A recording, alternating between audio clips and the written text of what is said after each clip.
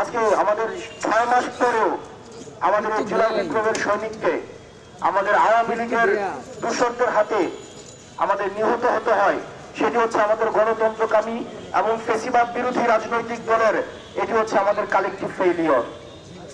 আমাদের ফেসিবাদ বিরোধী যে রাজনৈতিক দলগুলো রয়েছে এটি আমাদের কালেকটিভ ফেইলিয়র হিসাবে আমাদের বিবেচিত হবে। আমরা এতদিন পর্যন্ত আমরা সুবিচার নিশ্চিত করতে পারি নাই, আমরা এতদিন পর্যন্ত আইন প্রক্রিয়ার মধ্য দিয়ে আমরা আওয়ামী লীগকে নিষিদ্ধ করতে পারি নাই। প্রিয় সহযোদ্ধা, আমরা দেখছি ইতিমধ্যে আমাদের চারিদিকে আওয়ামী অপরাধের যে বৈধতা উৎপাদনের যে ইনস্ট্রুমেন্ট গুলো রয়েছে সেগুলো আবার অ্যাক্টিভেট হয়েছে।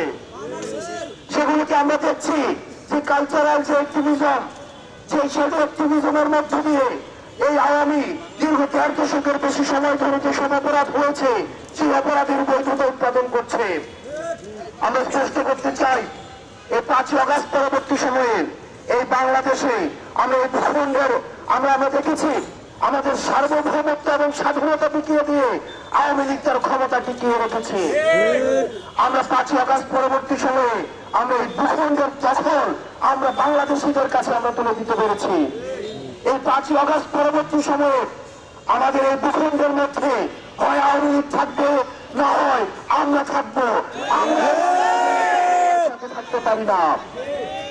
এই অন্তর্বর্তীকালীন সরকারকে আমরা আহ্বান জানাচ্ছি, আওয়ামী লীগকে নিষিদ্ধ করার জন্য, আওয়ামী লীগকে বিচারভূত করার জন্য আপনার আর কি প্রয়োজন